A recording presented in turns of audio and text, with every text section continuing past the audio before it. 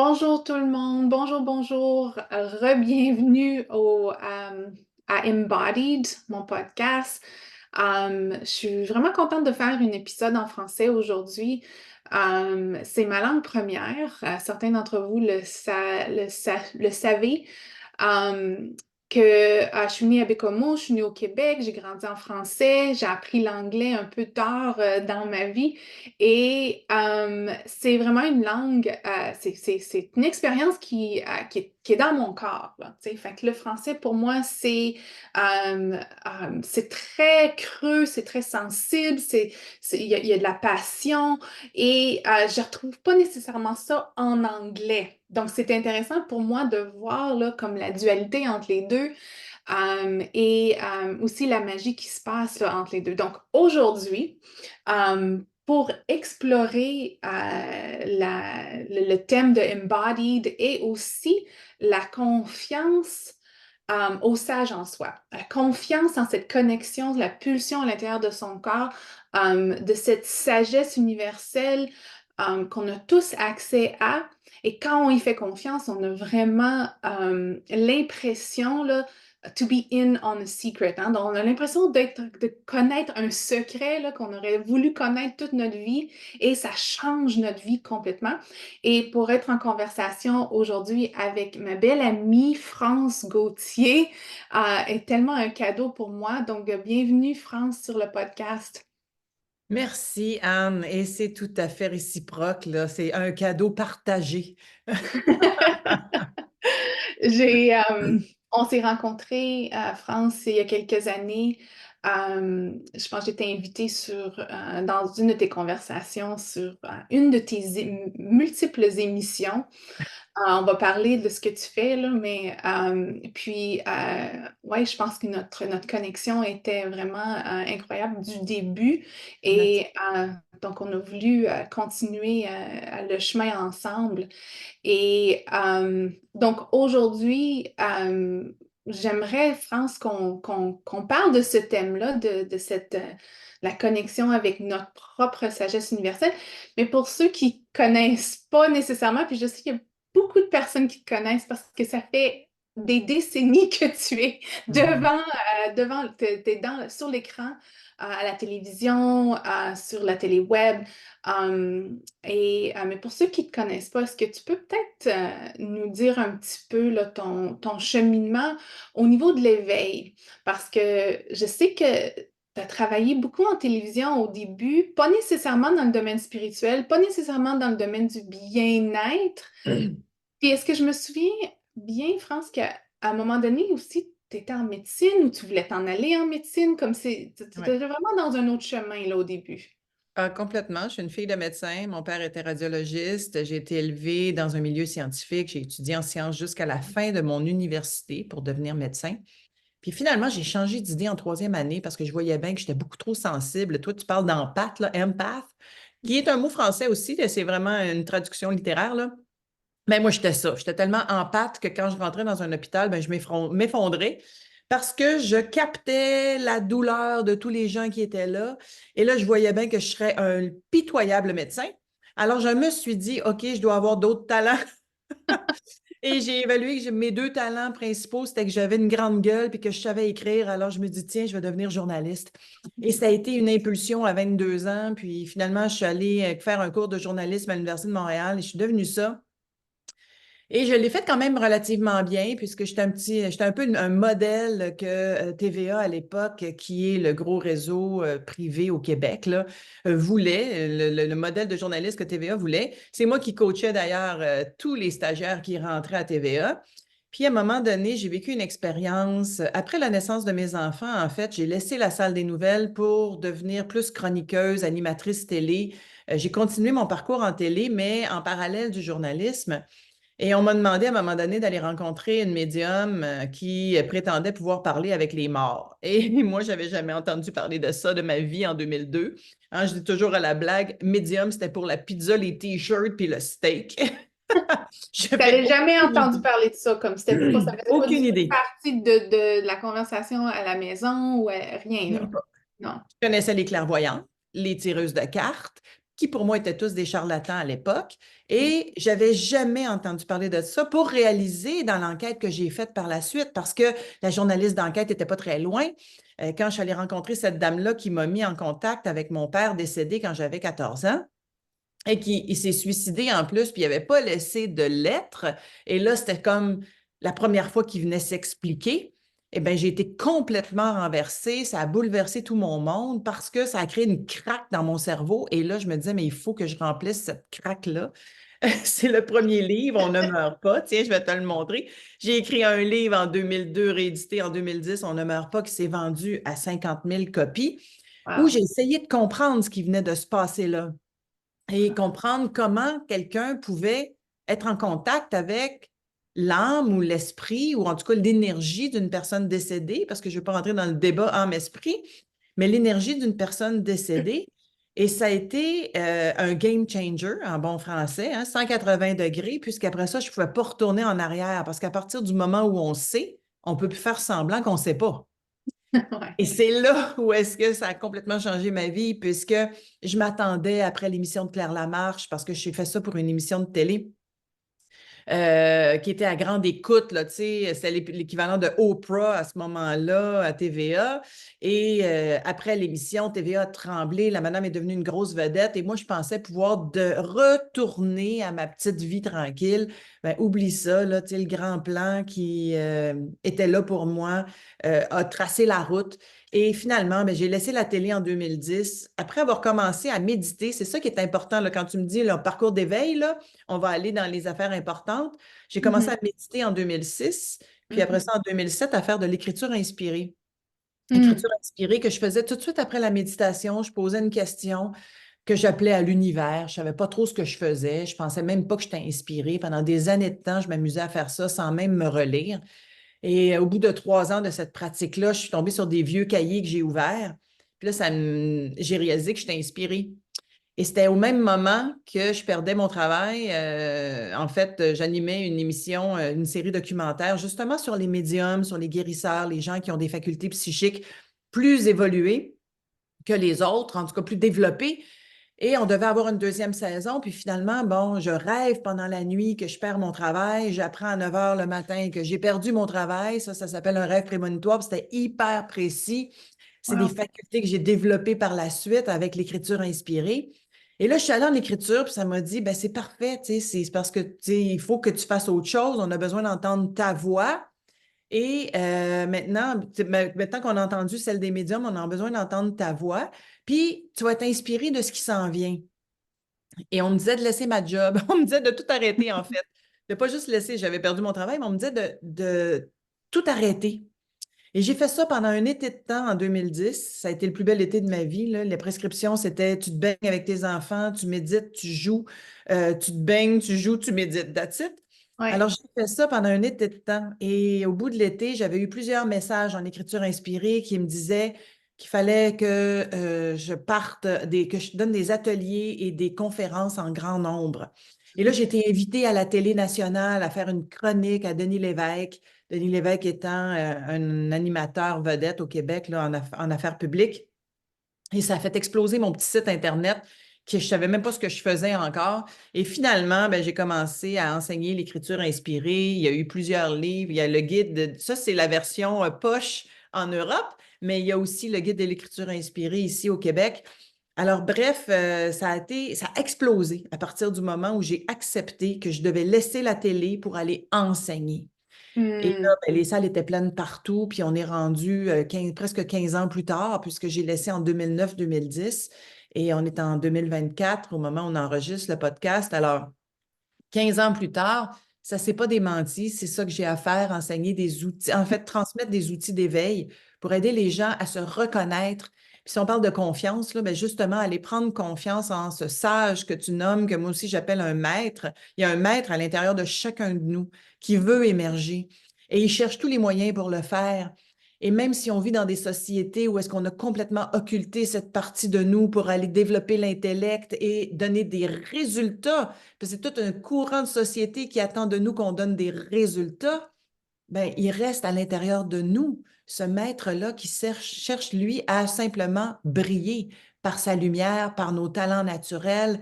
Et c'est ça qu'on fait ensemble. Quand on enseigne Essence ensemble, bien, on va aider les gens à aller justement connecter à cette essence. Ouais. Wow. Et c'est un beau parcours. C'est, mais il y a à plusieurs endroits, j'avais envie de poser des questions parce que euh, tu sais, c'est pas facile de passer d'un environnement ou d'une institution qui est plus acceptable ou plus reconnue ou plus, euh, euh, je sais pas, logique. Oui, Puis de prendre, tu sais, de prendre un risque parce que tu as des enfants, tu as une famille. Il faut faire confiance à quelque chose qu'on n'a pas vraiment l'expérience de faire confiance à. Donc, c'est pas, c'est souvent ce que j'entends des gens, c'est tu sais, comment tu as fait confiance à ça? Comment tu as su que tu étais inspiré puis que ça valait la peine de suivre ça?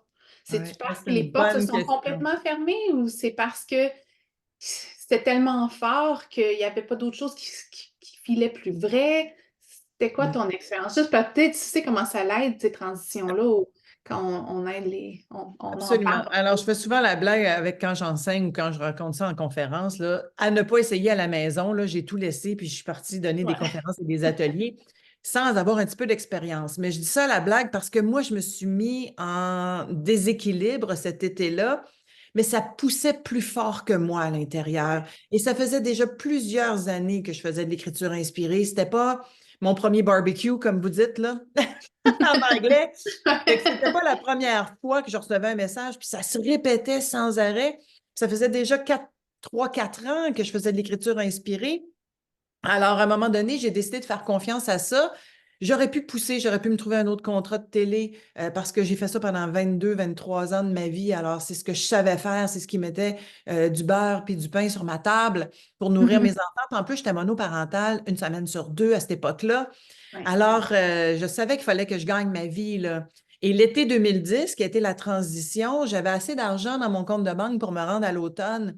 Et j'ai vraiment fait confiance. Quand tu parles de confiance, là, j'ai vraiment fait confiance à ça parce que c'était tellement fort à l'intérieur de moi. Et il n'y avait pas d'option il n'y avait pas d'option de contournement. Je ne pouvais pas Ouais. contourner cette voie-là. Non. Et au mois de septembre, quand les enfants sont retournés à l'école, parce que j'ai pris l'été avec eux autres à jouer dehors, à m'amuser, à me baigner. J'avais une petite maison à flanc de montagne en Estrie, là, à la campagne.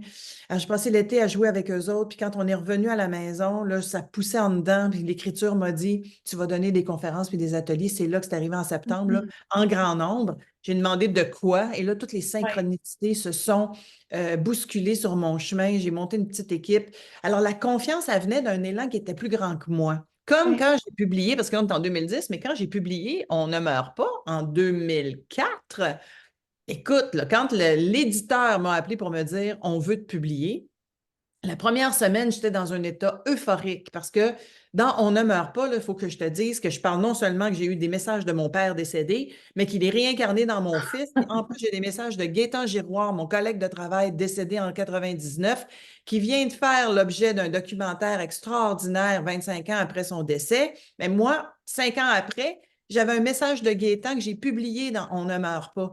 Alors, je me suis dit, oh my God, la deuxième semaine, j'étais terrifiée. Je me suis dit, me faire crucifier sur la place publique. Ça prend du courage. Ouais. Ça prend du Surtout courage. que je partais d'un milieu public où est-ce qu'on est constamment jugé, critiqué. Hein, moi, je dis tout le temps, là, je ne peux pas avoir une couette de travers parce que là, il n'y a plus personne qui écoute ce que je raconte. Là. Ouais.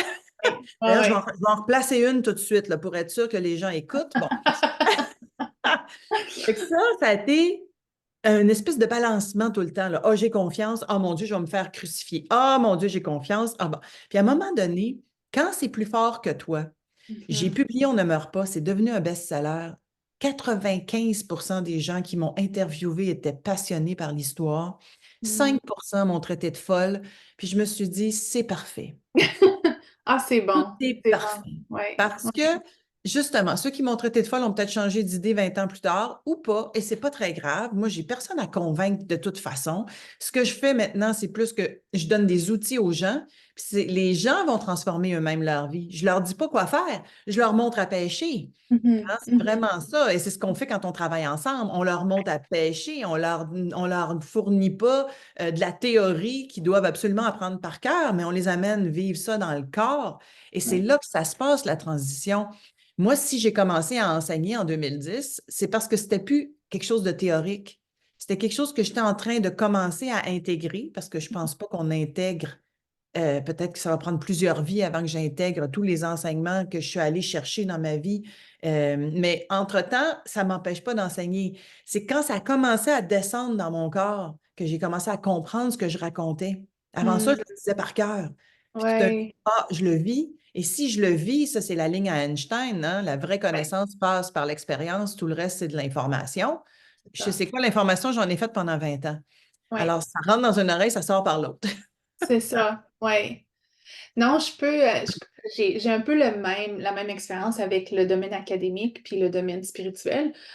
C'est faire confiance, là, tout à coup. Ah, est-ce que j'ai assez de preuves? Est-ce que j'ai assez de matériel pour démontrer à ceux qui ont besoin de preuves que c'est vrai? Et c'est ce va-et-vient entre les deux mondes. Et puis c'est pas toujours facile, mais quand on laisse aller ça, on dit, OK, c'est plus fort que moi, c'est vraiment la pulsion à l'intérieur est overwhelming, C'est prend ça. tout mon corps et je vais faire confiance que, oui, pour ceux qui ont besoin de ces preuves-là ou ils ont besoin de ce côté plus logique-là, ben, ça va être correct. Ils vont, comme tu dis, peut-être dans quelques années, il y a quelque chose qui va les inspirer, puis ils vont retrouver leur chemin ou pas, puis c'est vraiment pas notre responsabilité. Exactement, exactement. Puis au début, c'est sûr que je n'avais pas toute la sagesse que j'ai acquise depuis 20, 25 ans, là. Il y a une partie de moi qui voulait convaincre. Et Mm. c'est drôle parce que quand il y a une partie de toi qui veut convaincre, tu attires des situations qui vont te mettre au défi.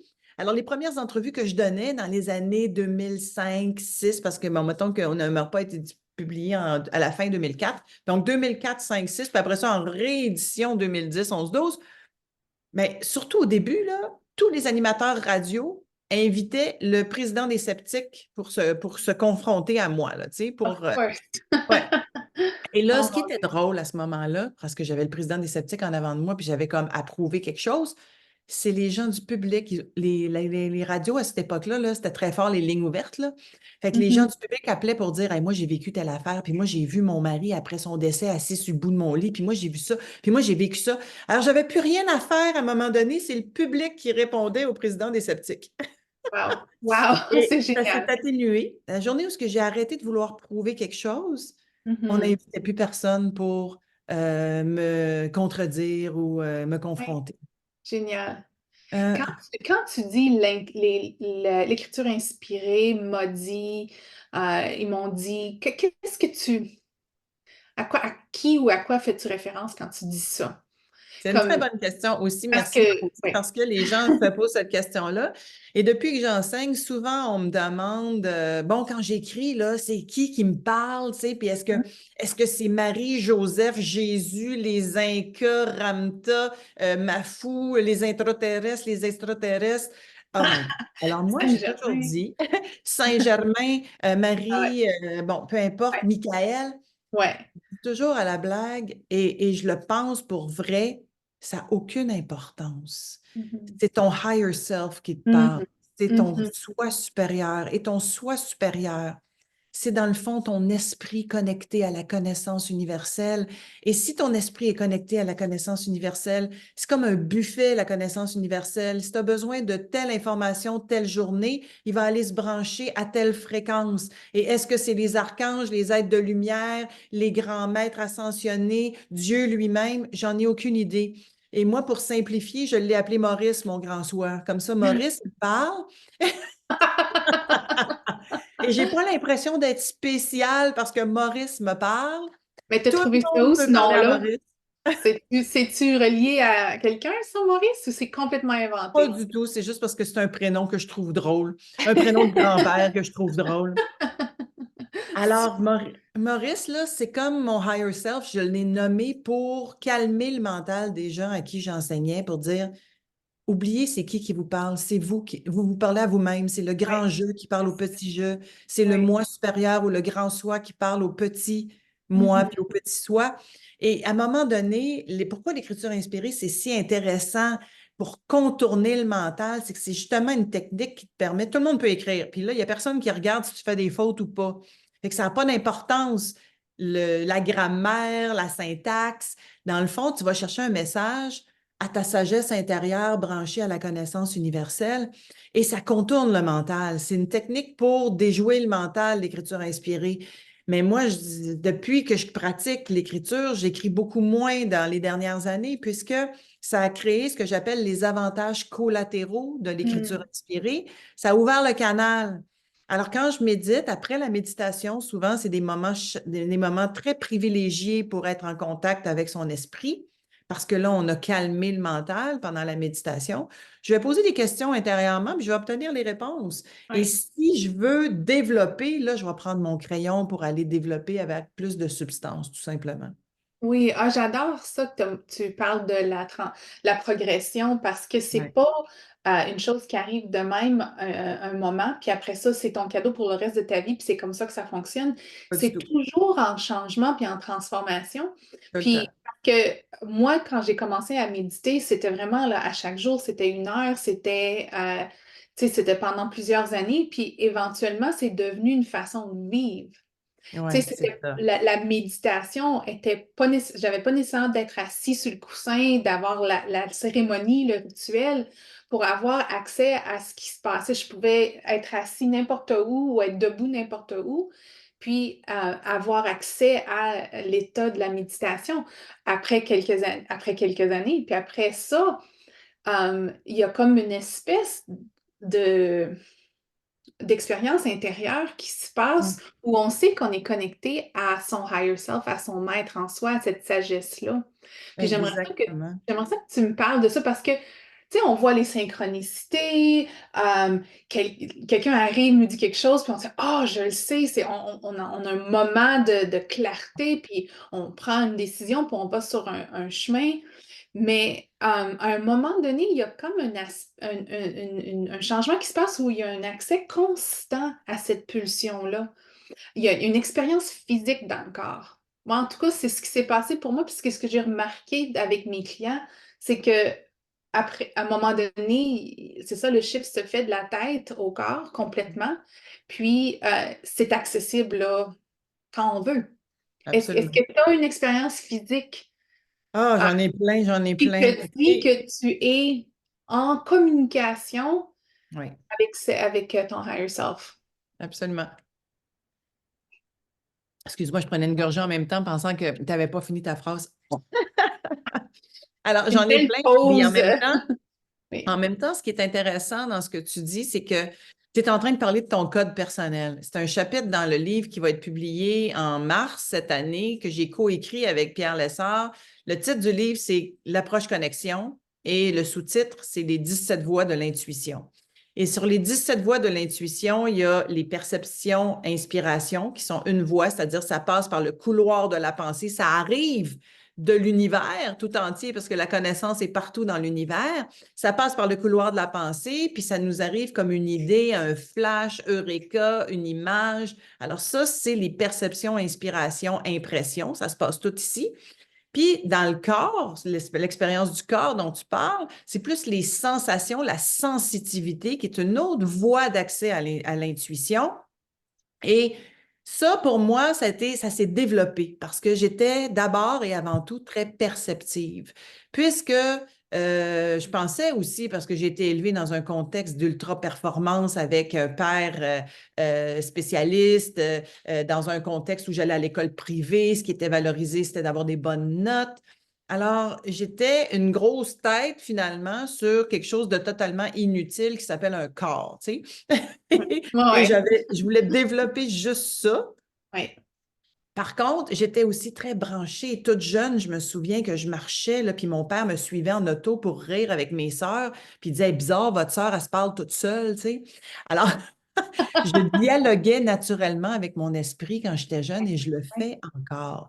Ça, Wow. c'était naturel. Alors, il a fallu que j'apprenne à développer la connexion au corps et c'est quand je suis devenue enceinte de mon premier enfant que j'ai connecté avec mon corps réellement, avec cette vie-là à l'intérieur de moi et que j'ai développé ce qu'on appelle la sensitivité. J'avais une forme de sensitivité que j'ignorais avant et là, j'ai porté plus attention en faisant ce que je fais maintenant aussi et il m'est arrivé un événement particulier en 2008 où est-ce que j'étais à l'époque, je faisais des entrevues, entre autres, pour une revue populaire ici au Québec qui s'appelle La Semaine, Mhm. l'équivalent de Paris Match, là, mettons, en tout cas, une revue très, très vendue. Je faisais Oui. des entrevues à chaque semaine sur des gens qui avaient vécu un éveil particulier.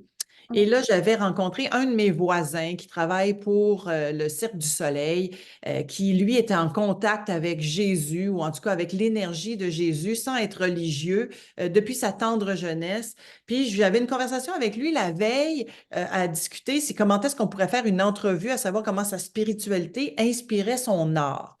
Et Hmm. dans la conversation, j'apprends que ce voisin-là vient de se séparer. Puis là, je m'entends penser, ah, c'est dommage que je le trouve pas beau.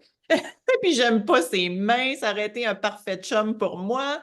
Et j'oublie ça. Le lendemain, je suis en méditation un samedi soir.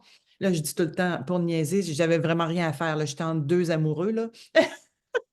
Je suis en train de méditer dans mon salon. Je n'ai pas pensé aux voisins là, depuis 24 heures là, parce que je n'ai pas d'attirance, je n'ai pas d'intérêt. Et tout à coup, son visage m'apparaît dans mon écran mental et mon corps explose. Et là, ma poitrine s'ouvre. Là, je vais l'exagérer pour que le monde comprenne. Là.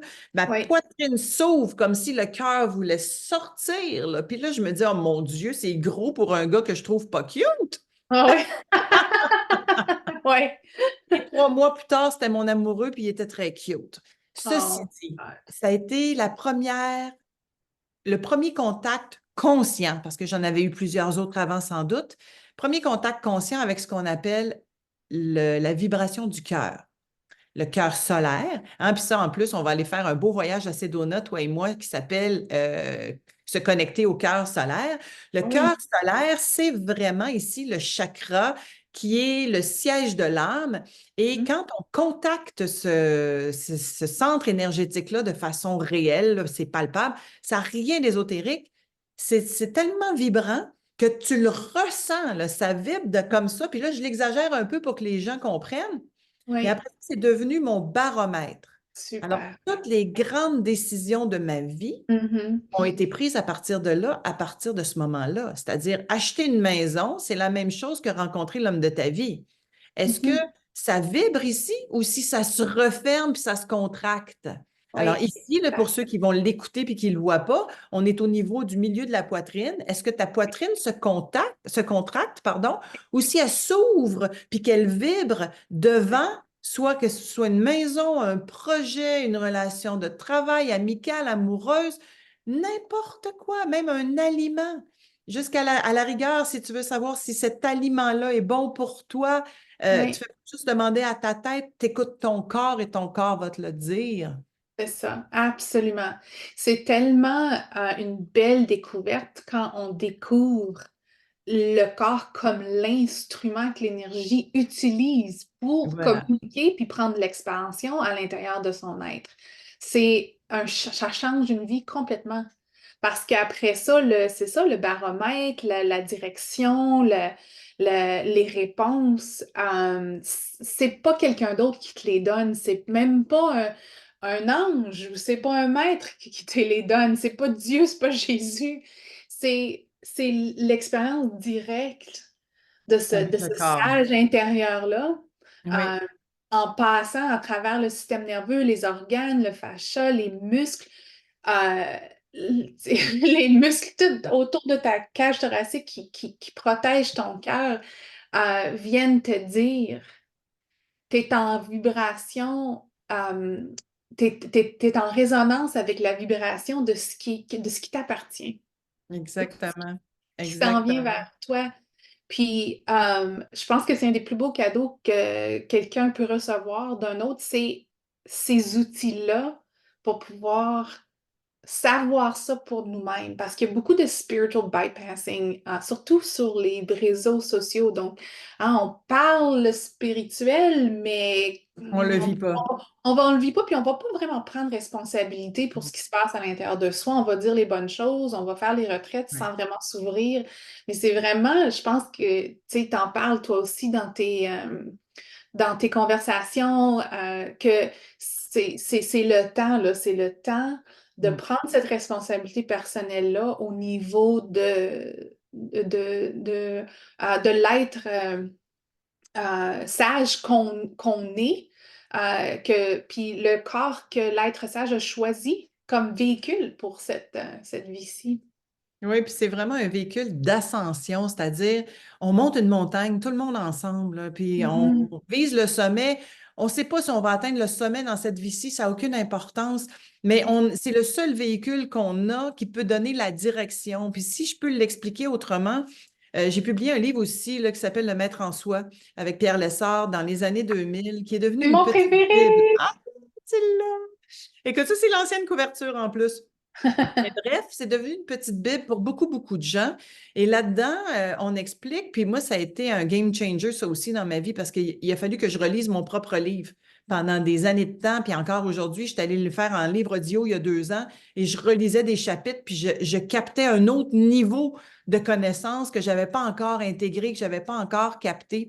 Et là-dedans, on explique que dans le fond, on ne veut pas rentrer dans le grand débat, mais admettons qu'on est un duo âme-esprit dans un parcours terrestre, ce qui explique la Trinité, hein, l'âme, l'esprit et le corps. C'est Mhm. vraiment l'unité de ces trois éléments-là qui font en sorte qu'on est vivant sur la planète.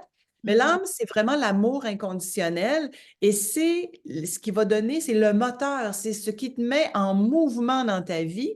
Et c'est le mouvement dans tout l'univers, l'amour. Et l'esprit, c'est celui qui va donner la direction à ce mouvement-là. Fait que si je veux Mhm. l'expliquer dans l'expérience terrestre, eh bien, l'amour crée le mouvement. Tout, le mouvement de l'univers, mais le mouvement aussi de la circulation de tes fluides, là, le sang circule, les cellules sont vibrantes, sont en mouvement, tout est en mouvement. Ça, c'est l'amour, c'est l'âme. Et l'esprit va venir donner la direction, c'est-à-dire, par exemple, toi, tu es une enseignante, tu es une guide. Alors, qu'est-ce que l'esprit va te montrer comme direction pour que tu puisses exprimer qui tu es, que tu puisses enseigner, que tu puisses guider des gens? Moi, je suis une animatrice puis une enseignante. Qu'est-ce que mon esprit va me donner comme direction pour aller animer, pour aller enseigner? Et l'autre qui est un artiste ou un bâtisseur ou un dirigeant ou un soignant va recevoir sa direction à travers l'esprit. Alors, quand Mhm. tu veux poser des questions pour avoir une réponse logique, pas logique, mais de connaissance, par exemple, si tu veux savoir si tu tournes à droite ou à gauche, tu peux prendre ton GPS, mais tu peux aussi demander à ton esprit, est-ce que je tourne à droite ou à gauche dans telle direction de ma vie? Ouais. Mais quand tu veux savoir si c'est probant, si c'est extrêmement révélateur ou en tout cas si ça supporte ton mandat de vie, ton expression, ce que tu es venu faire ici, ton évolution, là, tu Ouais. demandes à ton âme. Et Ouais. c'est pour ça que quand je te dis c'est devenu mon guide sur les grandes décisions, l'âme est là pour diriger les grandes décisions de ta vie qui vont avoir un impact sur ton évolution puis qui vont t'amener en avant. Alors là, Mhm. par exemple, si la maison de mes rêves, ça peut avoir l'air très matérialiste et ça pourrait être simplement une décision intellectuelle de savoir est-ce qu'il faut changer le toit ou est-ce que ça va me coûter trop cher d'hypothèque ou... Mais quand j'ai eu cette révélation-là dans ma poitrine, la première maison que j'ai achetée après ça, c'est mon âme qui m'a dit oui, c'est l'endroit dont tu as besoin pour venir vivre ta guérison. Sur le coup, j'entendais pas tout ça, mais c'est mon cœur qui s'est ouvert tellement fort que je savais que j'allais acheter cette maison-là, peu importe ce que le courtier allait me dire. Ouais, Et c'est ouais. devenu la maison de la guérison pour moi pendant 6 ans. Et Wow. ce qui est intéressant, c'est que pourquoi seulement 6 ans? Parce qu'au bout de 6 ans, j'étais en train de méditer, puis après la méditation, je me suis posé la question et je me suis projetée, est-ce que j'ai le goût de vivre ici une autre année? Et ma poitrine s'est contractée. Mhm. Là, je me suis dit, oh mon Dieu, que c'est intéressant.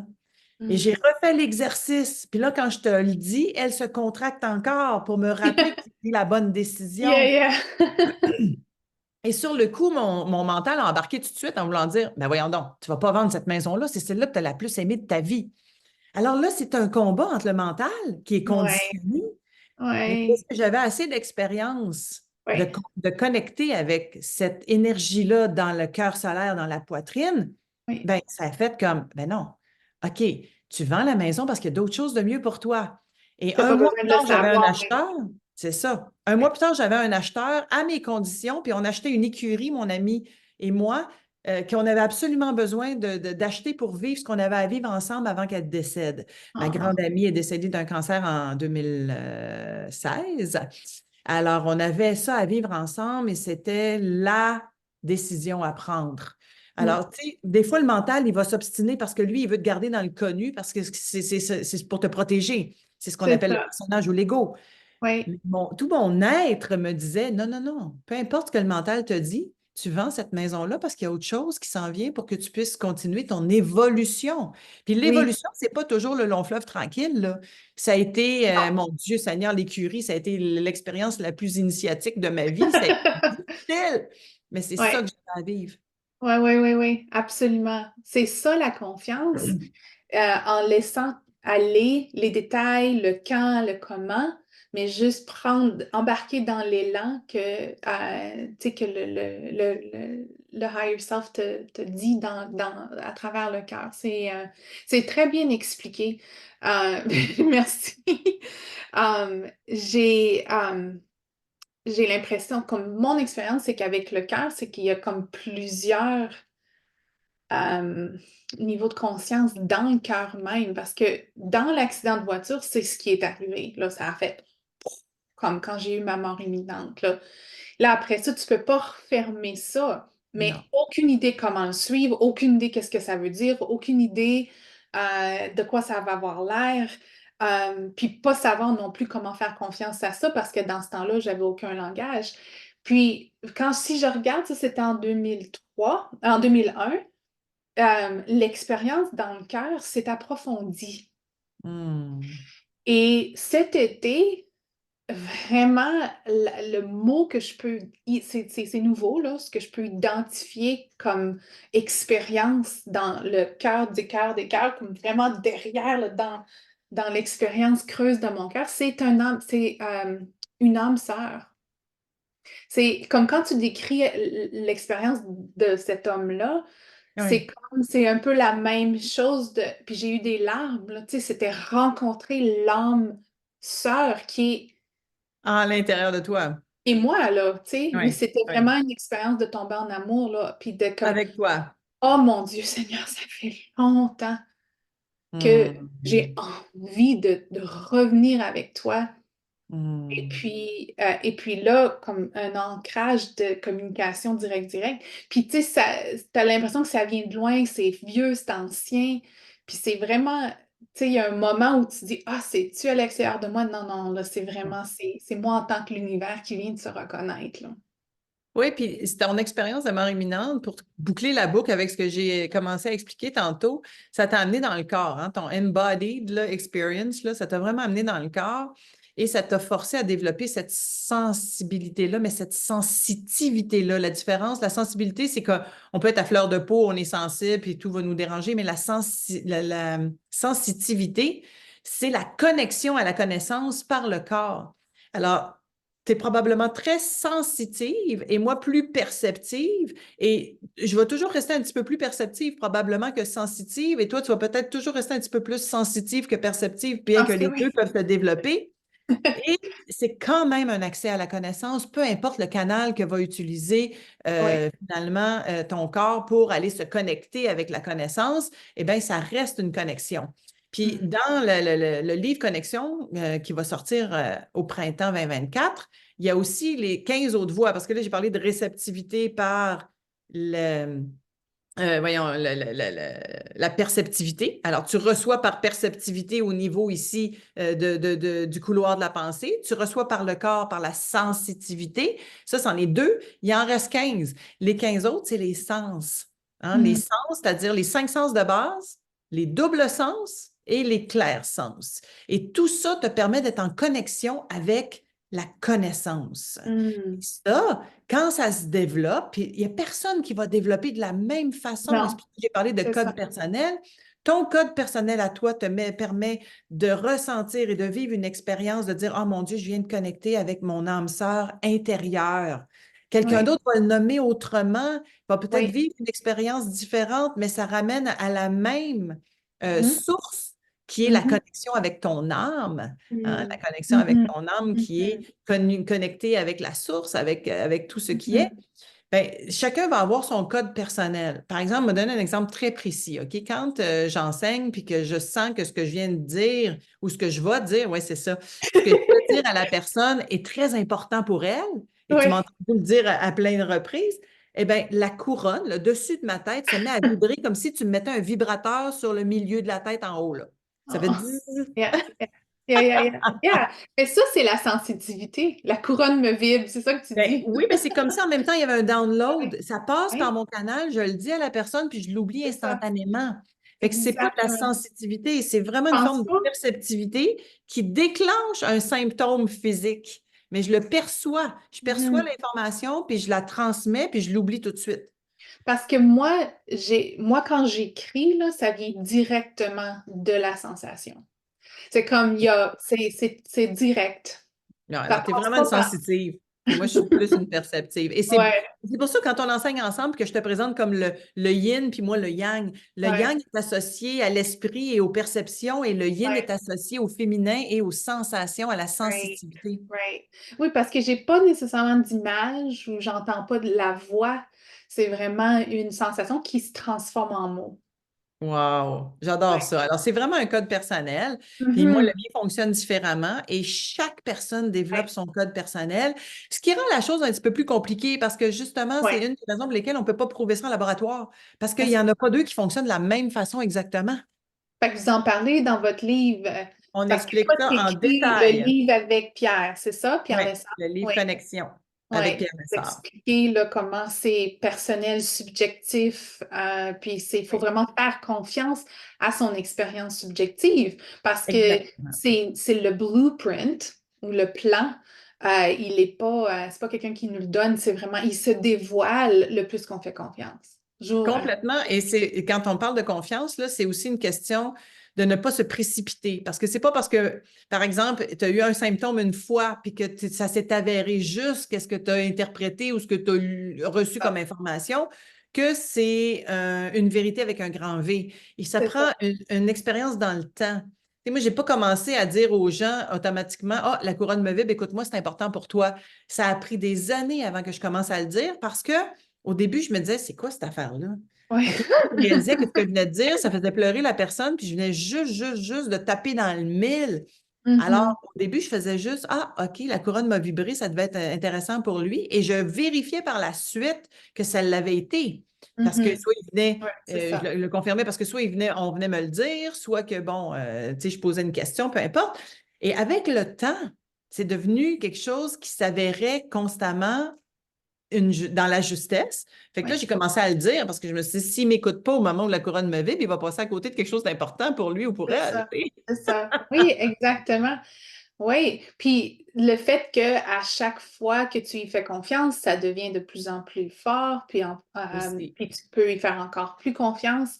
Puis c'est ton propre processus scientifique, en fait, parce que Exactement. tu es en train de faire la preuve, parce que si plusieurs années passent, puis ça s'avère à être vrai pour les autres, mais ça, c'est un processus de preuve, scientifique. Absolument. Puis ça peut même se programmer. C'est-à-dire que si tu décides, je dis n'importe quoi, si tu décides que quand tu penses à ton frère, puis que, bon, tu veux savoir s'il va bien ou s'il va pas bien, mettons que quand il va pas bien, tu décides que ça te pique du côté gauche de la tête. OK. Alors, tu peux programmer qu'à chaque fois que tu penses à ton frère, puis tu demandes est-ce qu'il va bien ou il va pas bien, ça pique ou ça pique pas. Et si ça se met à piquer à un moment donné, tu l'appelles juste pour voir, hey, comment vas-tu? Sans dire, je viens de penser à toi, puis d'après moi, tu vas pas bien. Non. Comment Oui, vas-tu? oui. Là, à un moment donné, ça se programme pour vrai, là, tu sais, mais ça prend de l'entraînement un peu, puis ça prend de la confiance, comme tu le dis si bien. Oui. Et là, j'ai dit n'importe quoi, gratter ici, ou ça peut être autre chose. Ça peut être que ça te picote dans le troisième œil, ou ça peut être que tu as un frisson dans le dos, ou peu importe, là. C'est toi qui décides de comment tu veux programmer cette affaire-là. Et ça s'entraîne, on peut s'entraîner à ça. Tu sais, quand je faisais mes recherches dans les années 2000, j'étais complètement fascinée. Je voulais tout comprendre avec ma tête. J'ai été boulimique. J'ai travaillé 4 ans pour la revue La Semaine. Donc, j'ai fait au-delà de 200 entrevues, puis j'ai continué à en faire par la suite. Fait que je suis rendue à des centaines et des centaines d'entrevues pour comprendre avec ma tête ce que les gens vivaient là-dedans. Et j'ai rencontré beaucoup de scientifiques dans les années 2000 qui s'intéressaient, par exemple, au remote viewing, qui est une technique développée par les Américains, par l'armée américaine, qui entraînait des médiums à voir à distance des lieux où des armes étaient cachées, où des terroristes se Les cachaient, peu espions. importe, des espions se cachaient.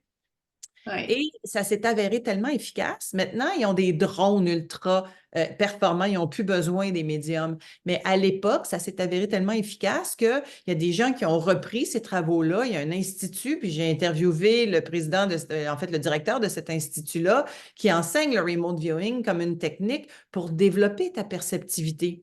Alors, tout ça, ça existe. Et si on peut programmer à voir à distance, on peut programmer n'importe quoi. On peut programmer Oui. n'importe quoi dans notre corps. Il y avait un film qui a été fait sur ça avec George Clooney, il me semble, en Ah, anglais. peut-être, Un je ne l'ai film pas vu. américain sur un groupe de soldats qui, c'était ça, leur mission, là, c'était d'utiliser leur Leur faculté psychique. ouais, ouais, extrasensory. Je me souviens pas le nom, là, mais Ah, euh, j'ai pas vu ce film-là, il va falloir que j'aille faire des recherches. ouais, ouais, c'est drôle aussi, c'est bien fait, là, c'est drôle quand même. Je te l'enverrai. D'accord. Ouais. Wow. Puis, fait que là, t'en es où présentement? Là? C'est quoi le. Qu'est-ce qui anime ton cœur de ce temps-ci, France? Enseigner, transmettre tout ça, vraiment. Quand je travaille avec Anne Bérubé ou que je travaille avec Pierre Lessard ou que je travaille toute seule avec un groupe, je suis totalement dans mon élément et animée, évidemment. Animée, oui, pour interviewer des gens, mais animer, c'est mon essence. Fait que quand tu sais c'est quoi ton essence, que tu sois un enseignant, comme je disais tantôt, un leader, un guérisseur, un bâtisseur, un artiste, un guide comme toi ou peu importe, quand tu connais ton essence, tu as juste envie de l'exprimer, puis c'est là que tu te sens à ton meilleur, puisque tu es sur ton X. Alors, animer, pour moi, c'est une façon d'être. J'anime un souper de filles, j'anime un souper de famille, j'anime une conférence, j'anime un atelier, j'anime une émission de télé. Peu importe ce qui se passe, j'anime. Et quand Oui. j'anime, je suis heureuse. C'est la même chose pour toi quand tu enseignes, quand tu transmets, quand tu guides, puis que tu vois les gens se transformer, tu es heureuse. Alors, ce qui anime mon cœur présentement, c'est de le faire de plus en plus en présentiel, parce que là, on sort d'une longue, longue période de virtuel qui va Oui. rester. Puis c'est merveilleux le virtuel parce qu'on rejoint beaucoup plus de monde. Mais j'ai Mhm. vraiment là, envie d'aller voir le monde puis de les prendre dans mes bras. Fait qu'on va Ah, pouvoir le faire ensemble d'ailleurs à 2 reprises bientôt, là. oui, Hein, au point ben avec le oui. monastère des Augustines. Si vous écoutez ça après, ben, sachez qu'il va y en avoir d'autres, mais on enseigne au monastère des Augustines pardon, régulièrement ensemble. Oui. L'atelier Essence. Puis après ça, le voyage à Sedona, qui sera peut-être répété. Alors, ça va être Oui. du pur bonheur. Ah, absolument. Parce que être en personne, moi, durant la pandémie, là, c'était comme, je me posais la question parce que je me disais, si j'écoute mon corps, j'écoute mon cœur, si je veux juste être avec les gens, mais est-ce que cette pandémie va rester pour l'éternité?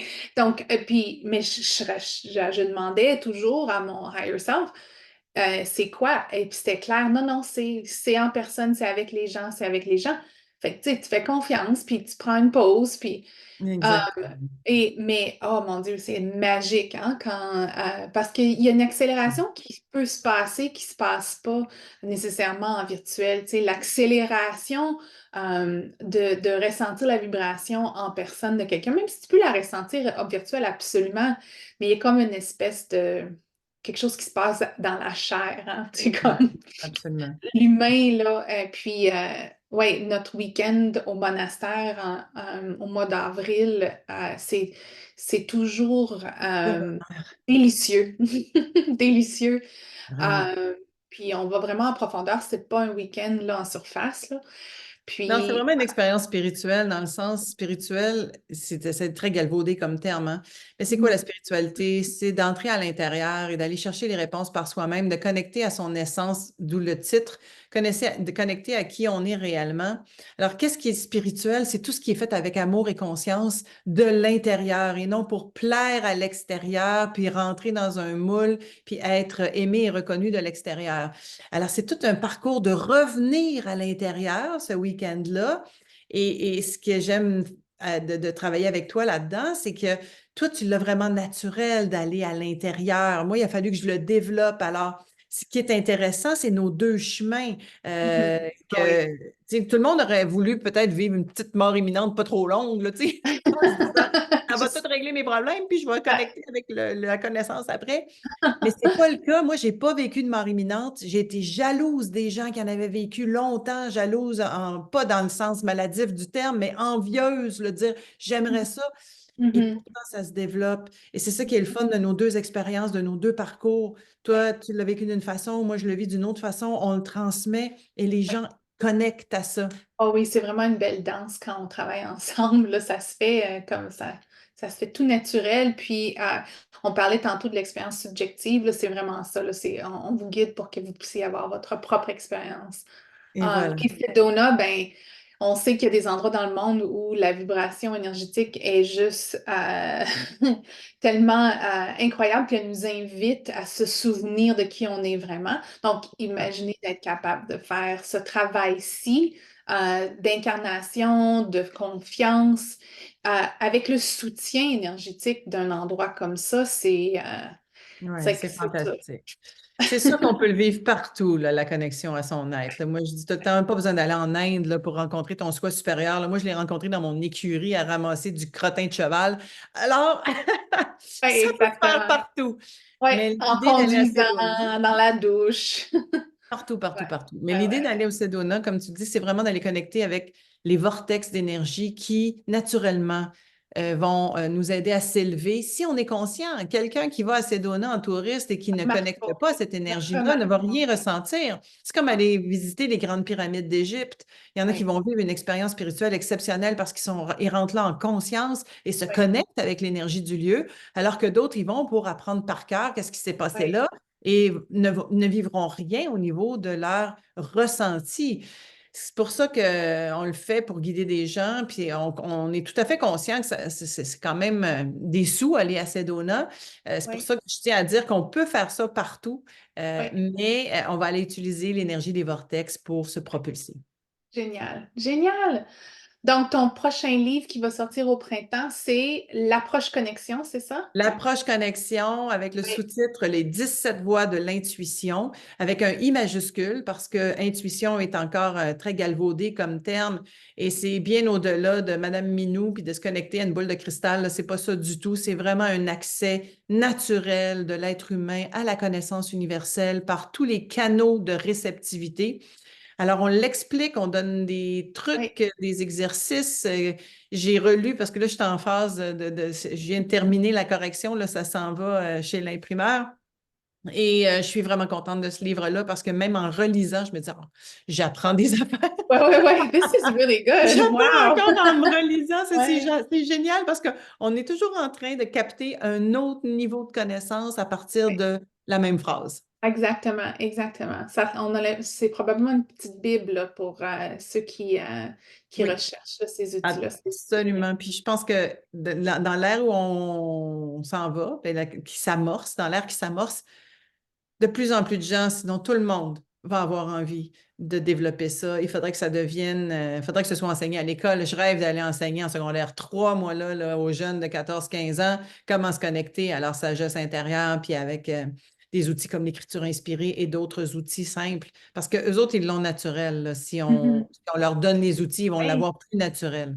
oui, absolument. Puis j'ai l'impression que c'est une des ressources les plus importantes du monde présentement, c'est c'est cette sensitivité-là, cette sensibilité-là, parce que comme tu dis, les enfants, ils l'ont accès, mais ils n'ont pas nécessairement les mots ou le soutien pour pouvoir le continuer comme ça. C'est ça, Et la génération, tu sais, mon fils a 19 ans, cette génération-là, je les regarde, là, puis ils sont tellement beaux, sont tellement connectés, mais ils savent pas, ils ont quoi comme pas faire les avec. outils, ils savent pas comment C'est ça, créer le chemin, la vision qu'ils ressentent, puis c'est qu'ils ça. voient, puis qu'ils sachent. Donc, je pense que c'est une des ressources les plus importantes, c'est de protéger cette aptitude-là, cette habilité-là, puis de l'exprimer, puis d'aider les gens, comme tu fais là, avec du soutien, les outils, des ressources. Absolument, mais c'est vraiment, en fait, ils ont juste besoin de guide. Alors, C'est ça. Mhm. on espère pouvoir rentrer dans les écoles un jour ou en tout cas dans le système pour pouvoir guider ces jeunes-là à se connecter à leur talent naturel parce que c'est Mhm. naturel. Oui, exactement. Merci, France, d'avoir été en conversation avec moi et d'avoir accepté mon invitation. Merci à toi d'avoir fait l'invitation, puis je vais aller pratiquer mon anglais pour qu'on en fasse une en anglais maintenant. Oui, oui, super, ça s'en vient. To be continued. Ah, to be continued. Merci beaucoup, Anne, et j'ai très hâte de te voir en personne. Moi aussi, moi aussi. Bye, France. Ciao.